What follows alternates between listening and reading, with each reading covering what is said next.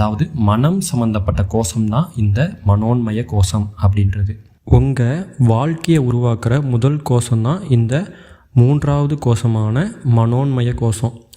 உங்கள் ஆன்மாவில் கனெக்ட் பண்ணுற முதல் கோஷமும் இந்த 3வது கோஷம்தான். இந்த கோஷம்தான் உங்கள் மனதை கண்ட்ரோல் பண்ணுது. அப்புறம் இந்த மனம்தான் உங்கள் லைஃப்பை உருவாக்குற ஆர்கிடெக்டர்னு சொல்லிட்டு சொல்லலாம்.